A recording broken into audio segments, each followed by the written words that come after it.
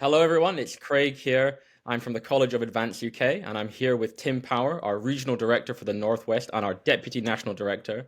Tim and I are absolutely delighted to be joined today by our fantastic candidate for the upcoming Gorton and Denton by-election, Nick Buckley. Nick, you're very welcome. Thank you much for the invite, and I'm looking forward to this conversation. That's fantastic. So just to kick things off, I know you've been involved in politics for a while now, and I'm just curious, what first brought you into politics? That would have been the summer 2020, at the height of Black Lives Matter. That was when I thought I was a free man in a free country with freedom of speech. And that suddenly I was cancelled and realised I was never a free man with free speech. I was just naive to think that. So for people that don't know, I criticised Black Lives Matter, BLM, at the time, saying I don't like this organisation, they're Marxist, they want to defund the police, they want to overthrow capitalism. And the bit that got to me straight away was disrupts the Western nuclear family. And that took me 20 minutes to really think about that. And I realised what they meant, and what they meant was we need less fathers in the home. And that's for my sort of work, social policy, working on the streets, you're working with kids, that's our number one issue. We don't have enough fathers in the home. And when I read that, I thought, I don't like this organisation. So I wrote a blog about it. God, I mean, this was at the height of BLM. And I was attacked, called a racist, a Nazi. But ironically, roll on 5 years, everybody now is on the same page I was 5 years ago. So the time has proven me to be correct on that point. BLM was just one big scam by Marxists, crooks, criminals and paedophiles. Because when you look in America, the leaders of the chapters of BLM, many of them have been arrested on those charges. Drug running, guns, prostitution, paedophilia, fraud, the organisation, the 3 women who set it up are being investigated for mass fraud. It was just one big scam. Yeah, and I think that that's often the way where you say something that's true and unpopular and you get castigated for it, but it pays off in the long run to tell the truth. And I say to people all the time, if you don't want my answer, don't ask me a question, because you're going to get a blunt, truthful answer from me. It may not be the answer you want. I may not phrase it the way you want to hear it, but I'm done with trying to worry about what people want to hear and how they want to hear it and what words they like and what words they don't like. I'm just a blunt northerner. Ask me a question, you get an answer. It's as simple as that. Yeah, we've had too many years of politicians talking in circles around the issue rather than saying what they actually think, if they think anything at all. And it's fascinating to hear that these massive global issues drew you in. But of course, we're here today to talk about something incredibly personal and local politics. And so, Tim, I think you had a question about the nature of this contest. Yeah, sure. Hi, Nick. Hello, Tim.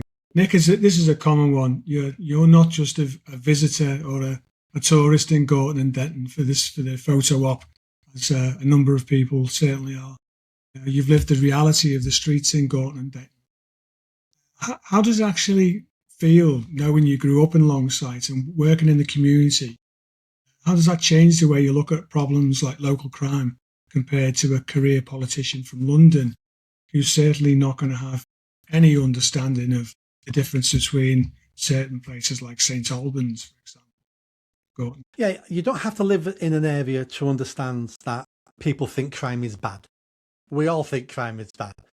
Where I'm different there is not only have I lived in the area, my family live in the area still, but I'm an expert when it comes to tackling antisocial behaviour and low-level crime. Been doing it for over 20 years. I've advised 3 different prime ministers. I've got a shelf full of awards, and he eventually was awarded an MBE by our late Queen for that work.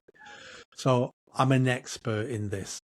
What keeps me grounded and what will help me in this area, because this is where I grew up. You know, I lived in Gorton as a baby. I lived in Gorton for 15 years as an adult. My childhood years were just across the border in Longsight. I went to schooling in Gorton. But my family, my siblings, my cousins, my aunties, all still live in the area. So they will tell me their problems. They tell me what their neighbours are telling me. It's not like I have to go canvassing. It's not like I have to knock on doors to go, oh, could you tell me what it's like living in this particular neighbourhood? Well, I know what it's like because A, I probably live there, and B, my auntie or family and friends live there, and they're on the phone to me saying, this is crap, that's crap, this doesn't get done. So I've got a real connection to the area. But then on the crime side, I'm an expert, been doing this for over 2 decades. I understand what works, what doesn't work. I've seen national policies, I've seen woke policies destroy the police over the last 20 years. I've seen policies that on the outside you go, that might work. But I'm going, as an expert, that won't work for these reasons. This is just smoke and mirrors. This is just whistles and bells that makes it look good. But I understand how people react in different situations when it comes to crime and antisocial behaviour. There is no silver bullet. We don't need to reinvent the wheel for this. We know what works because what has been working for hundreds of years only stopped being implemented a couple of decades ago. It was working 2 decades ago. We need to go back to what we all to what works, which is tough enforcement, tough punishment, and making sure communities feel responsible for their communities. So they help the police with reporting, information, intelligence, and making sure people understand and people know when someone's punished, because then people go, people are punished in this area. That makes me feel safer. And therefore, I'm more likely to trust the police. I'm more likely to want to go outside. I'm more likely to want to get involved. They're the things that improve communities, not national government. So that segues neatly, actually, Nick, into one of your 5 pieces that you've put out there, and that's holding the police to account. I mean, it's my view that when I was a kid growing up, certainly on Merseyside, we did fear and respect the police. And that seems to have long gone. I was going to say, we started losing it when we started calling the institution a police service instead of a police force. Nobody wants a service off the police. People want a forceful enforcement arm of the state to crack down on criminals. That's what people want. When we went to service, that's when it started going pink and fluffy. How has my service been to you today, customer? It's like, I don't care. I don't care. I want you to go find that burglar and smack his head in and get him in jail. That's what I want as a British citizen. But we started losing the way then. What I want to do with my 4th point in my 5-point plan is to have, and I'll get this done, have a senior police officer at monthly meetings across the area, listening to the public, because our priorities, our policing priorities, should be by de facto the police's priorities. I don't know where the police get their priorities from. National government, the Guardian newspaper, Andy Burnham, the Mayor of Greater Manchester, because he's the police crime commissioner. I don't care. I want the people of the area I represent to tell senior police officers, this is my priority. I pay your wages, mate, and you'll do as you're told because you're a public servant. I care about crime on the streets, knife crime, rape, sexual assault, burglary, whatever these people care about. What I don't care about is your officers knocking on my neighbour's door at 3 in the afternoon going, you posted something naughty on Facebook. Yeah. I don't know anyone who cares about that.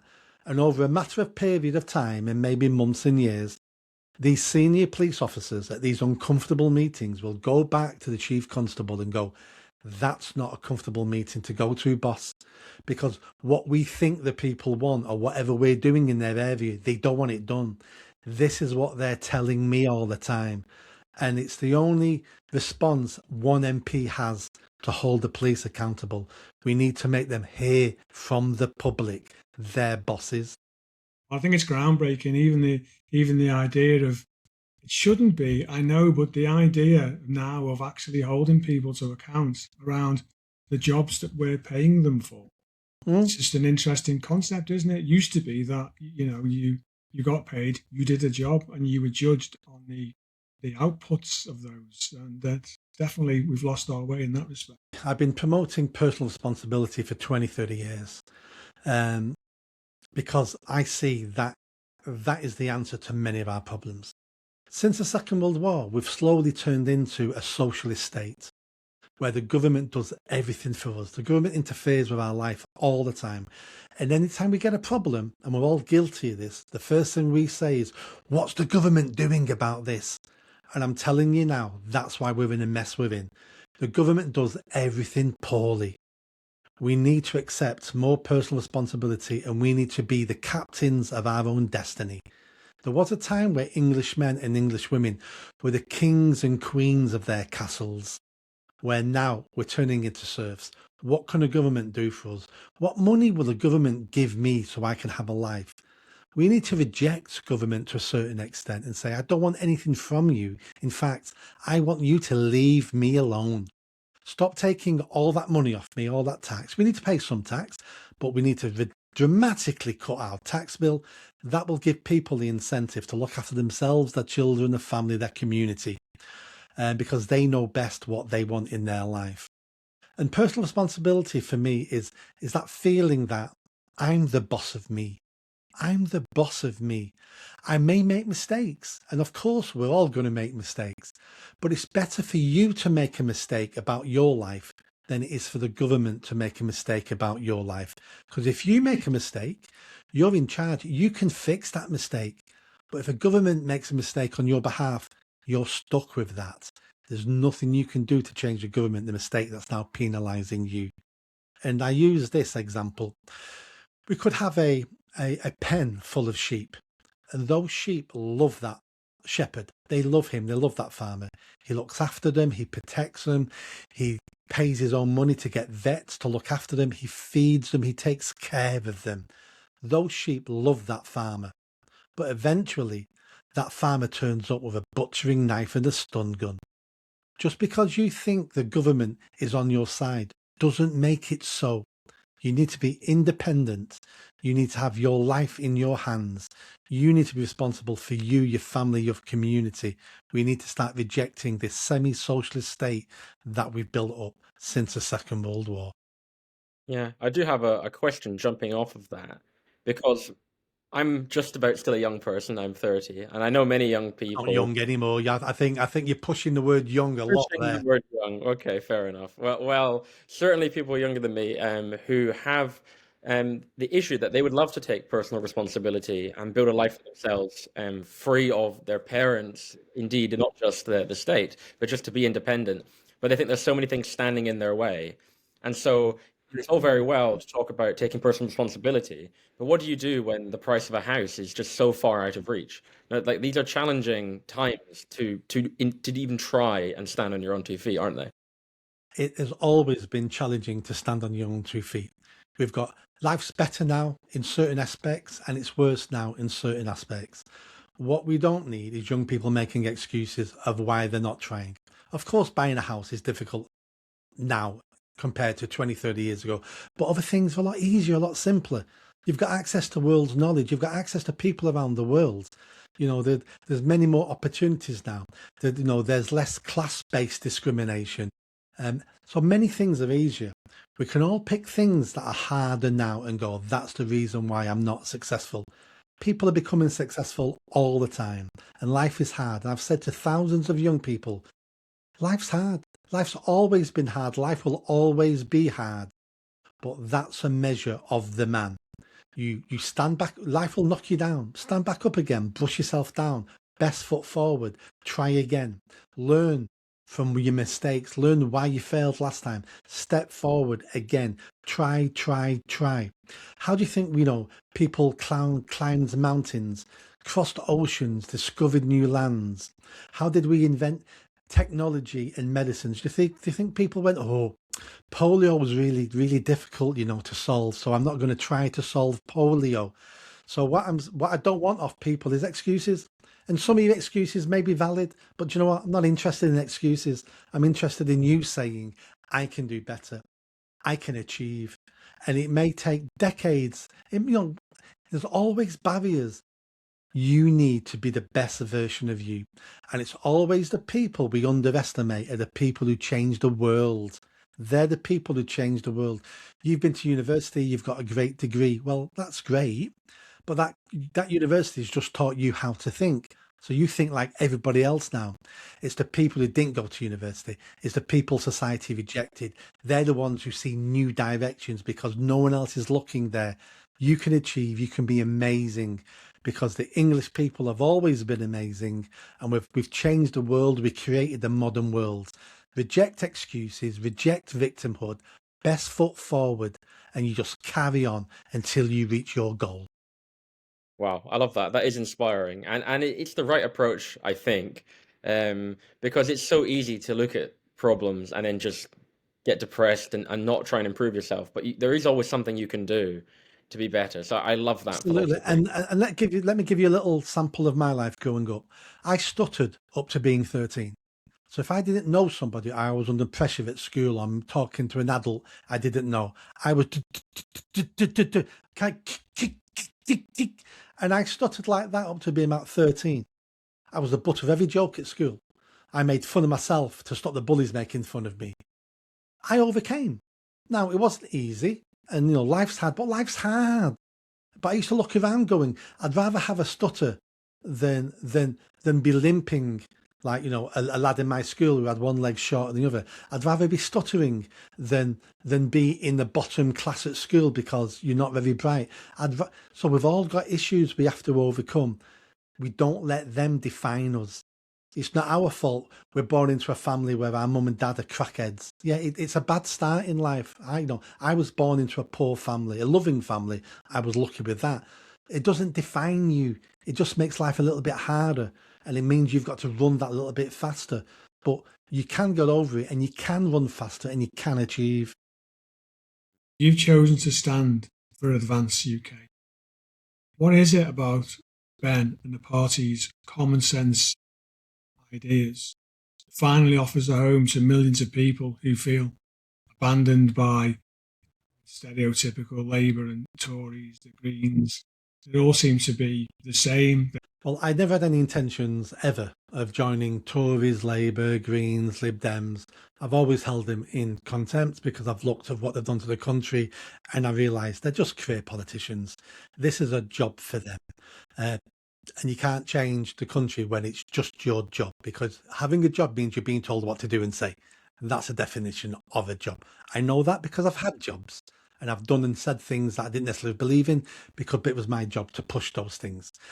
I then, just over a year ago, I then, for the first time ever, joined a political party, which was Reform UK. And within 4 months, I was completely disillusioned and realised this is just the new version of the old version.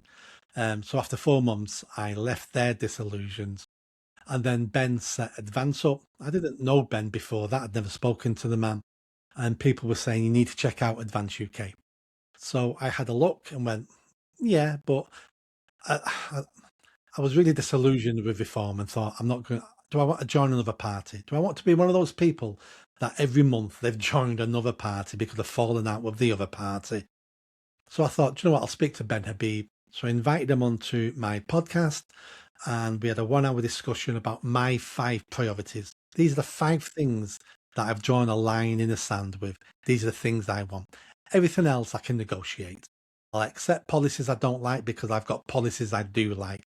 You're never going to find a party that agrees with you 100%. So I spoke to Ben at the end of the conversation. It was like, we agree on these 5 priorities. And that's when I decided to join. And what I liked about Advance was, it's democratic. And I like the idea of the college of experts coming together to write the policies and moving away from the dictatorial stance of Reform UK. And that's when I decided this is the party for me. And then this election came around really quickly. And I was asked by the party, would you like to stand in Gorton and Denton? And the election's 4 weeks away, something like that. That's you. I gave it no thought because I wouldn't have followed the whip anyway. I'm that sort of person. I'm not joining a political party to sit in Parliament to be told what to say and what to do. I wouldn't have done it anyway. So when I discovered that Advance didn't have a whip, it was like, oh, that's convenient, but I wasn't going to follow it anyway. I think it's fantastic. I actually looked at some of these politicians, my local politician, been the Member of Parliament for Wirral area for about 26 years, I believe. And I got bored actually trying to find a point in time where she'd ever voted against the whip. Surely there must be one somewhere where you've thought, no, I'm going to stand up and be counted here and vote the way I should. No, most politicians don't think like that, because most politicians are career politicians. They're just doing their job, and their job is to obey the party. That's how I get to keep my seat, and I'm on 96 grand a year, so that's quite persuasive. If I'm also looking at promotion, if I'm looking at becoming a minister with more money and a car and prestige, I need to do as I'm told. That way of thinking is killing the country. And on my maiden speech, when I'm elected, in my maiden speech in the Houses of Commons, my maiden speech will be about holding to account and insulting every other MP who sat in that chamber, who's been there for years and has achieved nothing. I'm going to call them all out. What are you doing here? If you've been here more than a couple of years and you can't say what you've done, you've not put a bill forward, you've not fought for something, then what are you doing sitting in this chamber when you should be resigning and giving that seat to someone who may do something? Do things that I don't agree with, but at least you've done something. At least you've had a fight. At least you've pushed something forward. But these seat warmers, and that's what most of MPs are in the Houses of Parliament, they're called seat warmers. They just keep a seat warm and do as they're told. I'm calling them all out in my maiden speech. Can't wait to hear that one. Yeah, that would be so exciting if we can pull it off. I hope so. Do you think then that these people have really failed to make use of their position in society? Because so many of us feel that we can't use our freedom of speech anymore. We should have it, but we don't. But these are some of the most powerful people in society, and still they stay quiet and fall in line. So for you, do you think within Advance we do have a culture of freedom of speech, that we live up to our promise to people? And just in your experience, do you feel at all shackled by what you can say within the party? No, I felt no shackles. No one's had a conversation with me about what I can say and what I don't say. And I'd like to think that if anybody wanted that conversation, I'd like to think they've already decided there's no point having it, because there is no point having it.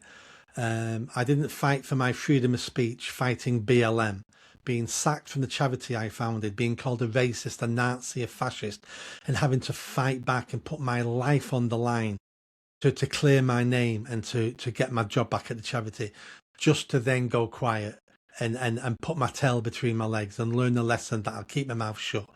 Absolutely not. And since then, I've got myself into trouble speaking online, because I'll say it the way it is. And if we're going to start addressing some of our really serious social issues, then that's going to require upsetting people. That's going to require not tiptoeing around the issue, maybe standing on a landmine by accident, maybe using the wrong words in the wrong context and being attacked. But it's the only way we're going to have these conversations. If we're too afraid to have the conversations we need to have, then shame on us. And the best example of this is knife crime. Why do you think we have at least 100 young black men every year dying in pools of their own blood? Why does that happen? It's because to stop that problem, police officers and politicians are going to have to admit, and they're going to have to stop and search mostly young black men. And to do that, you need a backbone. And to do that, you're going to be called racist, and that might damage your career. So politicians and police officers say to themselves, okay, I'm not going to do it because my career is more important than the lives of young black men in my country. Let them die in pools of their own blood as long as it doesn't damage my career. That's why we have this problem. 100%. That's why we have that problem. Not on my shift. We're not having that. It will save lives, but politicians are scared they're not going to get voted in again, because suddenly they're the Nazi politician, they're the racist politician. Now that's big, that's going now. People are sick of that now, so that's not an issue. But it's been an issue for 30 years of people not wanting to be called racist. And that's how we got the grooming gang scandal. because police officers, council staff, social workers don't be called racist. So this has had a very, detrimental effect on society. But I can't do this as an MP. But if I had become mayor a year and a half ago, this is what I was going to do to tackle knife crime in Greater Manchester. I was going to hold small referendums in certain neighbourhoods to coincide with the local elections. So there'd be an extra ballot paper which would say, do you want more or less stop and search in the area? And I can guarantee everybody would be ticking more stop and search, please. So when the police are stopping and searching young black men and are called racist, the police officers then can say, no, excuse me, there's a referendum in this area every single year. And the people in this area have voted for more stop and search on their children. We're just doing as the people are telling us to do. That's how you move away from being called racist. You give the choice back to the people who live in that area. It's their children who are dying and their children being stopped.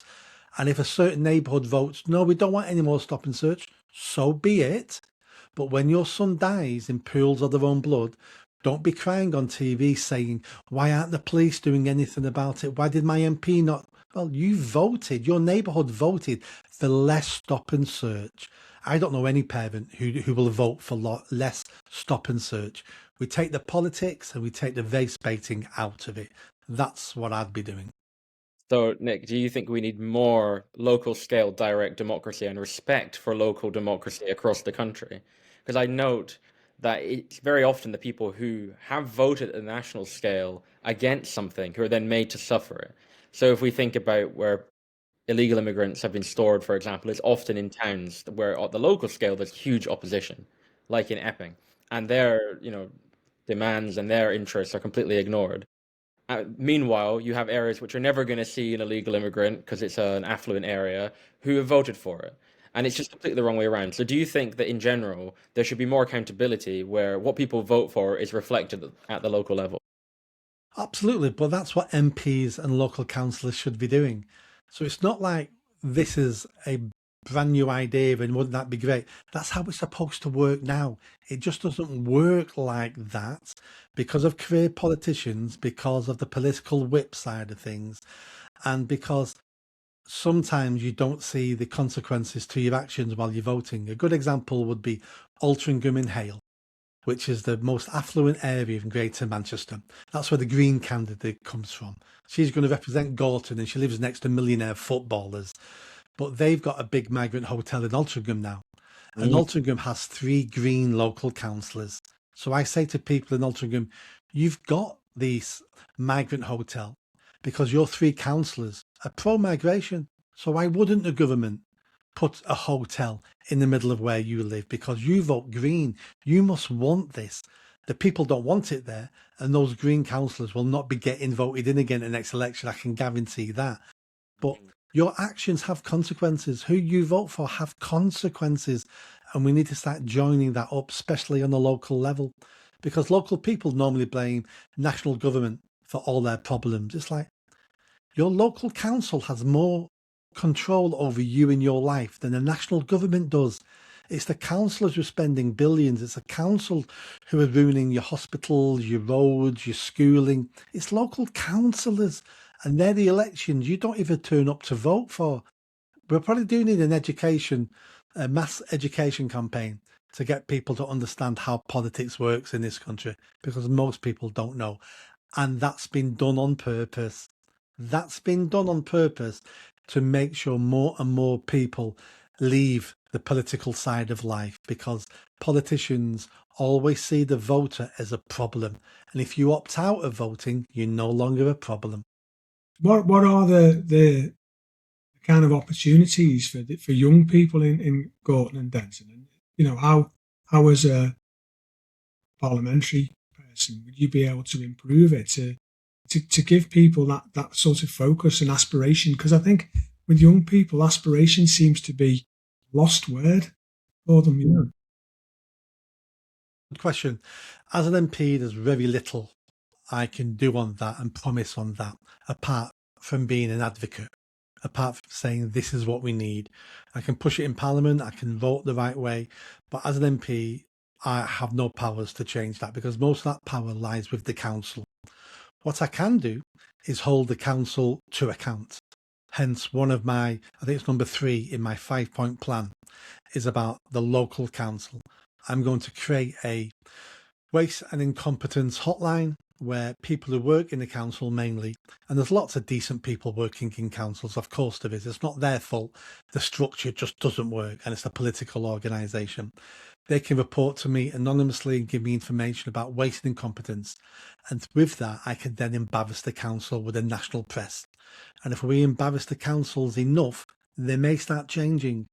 And if I'm calling out the top politicians at the local council who are responsible for these departments, then I can say to the public, this is the councillor who's responsible for losing 10 million on whatever, or 5 million on this, or not looking after these children properly. This is the councillor in charge. You need to vote differently at the next local elections, don't you? For me, it's about giving the public the information for them to make better choices, because a lot of this comes down to voting. So you can vote these councillors out. And what the councillors who are left then will start saying to themselves, right, the game's changed. If I don't pull my socks off, if I don't deliver what the people want me to deliver at the next election, I'm voted out and somebody else will take my place. So therefore, I need to start delivering. This is the personal responsibility I'm talking about, the merit-based election of people you think are good, and then holding them account and having consequences for when if and when they fail to deliver, and you kick them out until eventually you will get a good politician who starts delivering. But it has to start somewhere. There is no quick fixes. We're almost bankrupt as a nation. Any politician promising you money and promising they're going to build a new NHS, they're all liars, they're all grifters, they're all propaganda. Don't believe a word any politician says to you, or any wannabe politician. Don't believe a word any of us have to say. Take it with a pinch of salt, do some research, and then hold them to account. Ask them difficult questions. Don't swap one set of liars with a new set of lies because they've got new lies. As a voter, we've got to take the act of voting more seriously. And then once we've voted, we've got to make sure those people do what they said they were gonna do. That's fantastic. And just taking that to the next level, I think it's so clear what your individual focus will be. And you understand that you can't change the whole world as an MP, you can only say the right thing. Do you think it's time for people to put party politics aside wherever possible in pursuit of the change that's so desperately needed? You know, I see there's still so many factions swimming around, and it's easy to get bogged down in the same things that have held us back and gotten us to this precipice. But there is some maybe signs of hope. I mean, I saw today that Carl Benjamin actually retweeted your campaign video just this morning. It said that it was excellent. And it's nice to see that kind of possible unity on the right. Is that something that you want to see going forwards? We do need unity on the right, but how does that happen? Because for me, sometimes it's like herding cats. It's to set up a party and to run a party, you've got to have certain traits. One of those traits is partly ego, but it's also knowing the right direction to go in, and getting people like that in a room to all agree on the way forward could be very, very difficult. Don't mean it can't be done. Doesn't mean we don't try to do it, but we have to understand the nature of the beast. And sometimes it might just be loose coalitions, that we won't stand here and you don't stand there. And that's a swap we're going to do to help each other. So there's many ways of helping each other to achieve a right-wing goal. It's we're in flux at the moment. And part of the problem is an issue we're never going to get away from. And that's tribalism, because we're tribal creatures. We may not think we are, we may not understand we are, but we're tribal creatures. And when things get bad enough, we then start coalescing around our own tribe. And those tribes can be made up of religions, ethnicity, nationalities. It could be football teams. It can be anything. We always want to belong to a tribe, because over hundreds of thousands of years, it's programmed in our DNA that if you're not part of a tribe and you're on your own, you die, because that would have been the outcome 200-300 years ago. If you weren't part of a tribe, you'd have died. If you weren't part of a village, you can't survive on your own. So that's always in the back of our mind subconsciously. Now, you can overcome that, but that's about thinking deeply about what you want. And my message on this campaign really has been vote for the best candidate. I'm not telling you who the best candidate is, but vote for the best candidate. Don't vote for the party, vote for the candidate. And if that candidate happens to be in a different party, vote for that person. We've got to get away from voting blue, red, yellow, teal, whatever the colour is, because that's part of the problem. I don't mind people voting for a Labour MP if they can explain why that MP is fantastic. Well, if they've convinced you, then good for them, because we've not all got the same opinions. We've not all got the same goals in life and what we want for the country. And that's absolutely fine. But if you're voting for someone who's inspired you, who's done things for the community, who'll continue doing things for the community, then good for them and good for you for voting for that person. Yeah, I think it's a terrible thing to give your vote to somebody you don't believe in. And the problem is, over many decades, we've become fearful. Our government, our establishment have made us afraid. I'm not sure what we're afraid of, but they've made us afraid. So therefore, we don't vote what we want. So therefore, we'll never get what we want, because we don't vote for what we want. We vote against what we're scared of. We never used to be like that as a nation. We crossed oceans, we climbed mountains, we invaded other countries, we conquered most, largest empire ever. We didn't do that going, I'm afraid. No, we weren't like that, but we are now.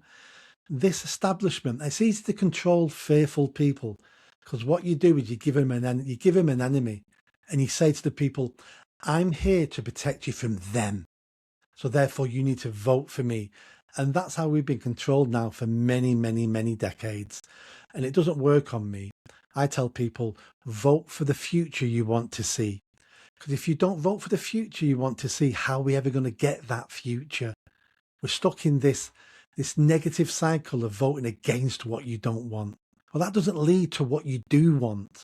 So vote for what you want. You might not get it at this election, but that's fine. If more people start voting for what they want, we will get it eventually. And for this particular by-election, nothing changes the day after the by-election. It doesn't matter nationally who you vote for.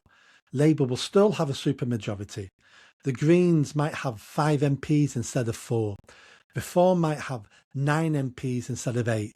Both those parties will still do nothing in Parliament because they can't. But if you vote for the best candidate, Gorton and Denton may change, because the best candidate may improve your streets, your neighbourhood, your life a little bit, because of tackling the councils, tackling crime, tackling knife crimes, tackling the grooming gangs. Your area might change a little bit and be a little bit better. Isn't that a good start? Isn't a little bit of positivity better than being promised a world that never gets delivered? Well, So don't worry about splitting the vote, because you can't split the vote, because this is not a general election. Nothing changes the day after this election, apart from maybe your street, if you can get the right MP in place. That's an interesting point. I've read all the flyers that have been delivered by the other parties. None of them have a plan.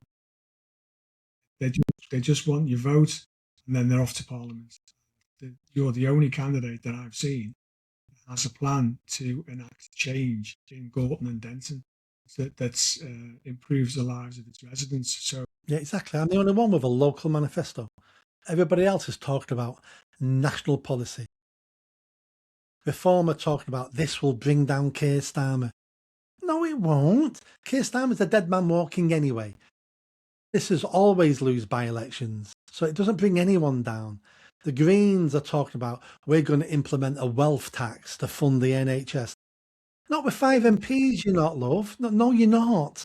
You're giving these pie in the sky ideas that people think, oh, that sounds good, but nothing changes the next day. I've come up with a 5-point plan, all based around Gorton and Denton to improve where you live. They're not groundbreaking. They're not all singing and dancing, but they will improve your life. And my 5-point plan really is based on over 20 years working in these neighbourhoods. Me, late at night, can't sleep, thinking about how would I improve the UK if I was Prime Minister? Sat in a pub bored going, what could I do to improve this area? These are the ideas I've been floating around for a long time, that one man, one woman can make change. One man, one woman can knock over that first domino that sets a chain reaction. And when I've been looking and I've spoken to tens of thousands of people over 20 years in these neighborhoods, I know what they want. And I can't deliver everything they want, but these priorities can be done with no money, with no help from the council, with no new laws, with no help from Parliament. All it takes is some great determination and the privilege you have and the power you have as an MP. That's all it takes to make change. Don't you think there are some national implications to people voting for you, regardless of the outcome?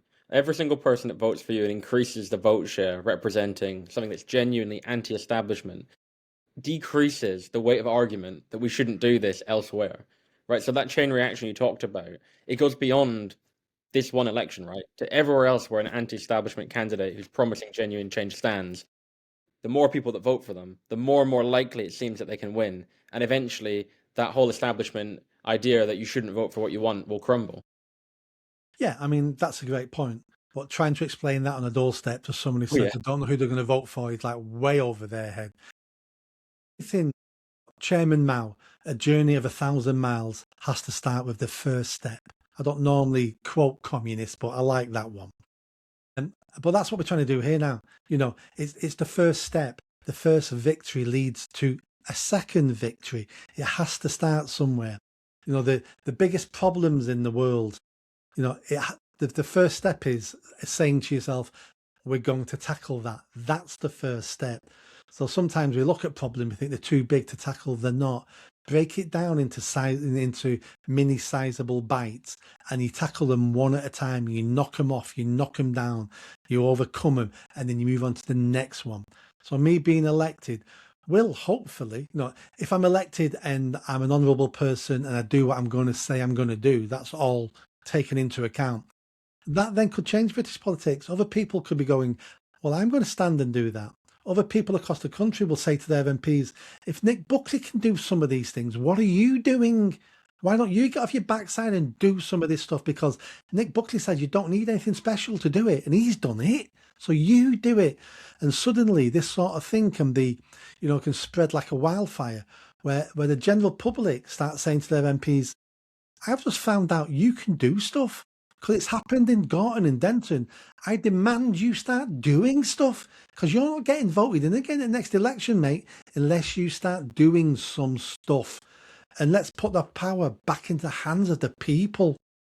Yeah, that's so exciting, because we talked earlier about how the election result in Gorton and Denton won't change the world, but one of the only outcomes that really could change the future of Britain is an advanced victory, is you getting elected. That would change the mindset of people all around the country and be a genuine source of hope, I think. Hope, so key word, that hope, and we've always got to have it, and I think that's what you are definitely going to deliver. Absolutely. Yeah. If you don't have a dream, how are you going to have a dream come true? That's for a musical, but the same sort of thing. We need to be hoping for a better future, aiming for a better future. It might not even come in your lifetime, but that still shouldn't stop you, because you should be looking at your children and grandchildren going, I'm going to do today whatever it takes to make sure you live in a better country than the country I'm living in at the moment. It might be a generational fight. I don't know. I think we can fix this country fairly quickly with the right people in power. But let's say I'm wrong. Let's say it's a generational fight. Well, I'm still up for that. I want my grandchild to live in a better world than we have now. So it doesn't matter when victory comes. Victory will come, and we need to be aiming for it. Doesn't matter how long it takes. We will get there. I like that you're quoting musicals and Chairman Mao. You've got a very diverse reading list. That's fantastic. Yeah, I mean, it's been a fantastic interview. Is there any final questions, Tim, that you want to ask as we reach the hour mark? No, I think we've pretty much covered everything. I think that's the good people of Gorton and Denton need to know. I just want to say thanks. It's been a privilege, Nick, to try and help you over the line in Gorton and Denton, and wish you all success. I'll see you at the count next week. I'll be there, and I'll see you at the weekend. Yeah, I think the good news for today is today is the day my campaign went national. Because today, the video, one of the AI videos that I've released, has gone viral today. We've got Tommy Robinson talking about it. We've got Carl Benjamin from Lotus Eaters talking about it. We've got Maya Tusi. It's gone viral today. This is the day our campaign changes. So from today, we've got a very good chance of winning this. I'm now not a nobody. I'm now not no one's ever heard of. This is being discussed online. Here's a guy we need to get behind. This is a fantastic campaign. This is a guy who's local, who's done stuff in this community. I think today is really the beginning of my campaign. We think we've got 9 days left. You can win a lot in 9 days. So therefore, turbocharging now this campaign. Yeah, I think the people of Gorton and Denton could do no better than to have a nobody become a somebody and make some change rather than having more of the same. So that's absolutely fantastic. Okay, well, in that case, thanks very much for joining us, Nick, and sparing some time from your busy schedule. And we wish you the best of luck, and we'll be doing our best to cheer you on and hopefully secure victory. Thank you much. And cheers, guys, for having me on your first ever episode of this podcast. Indeed.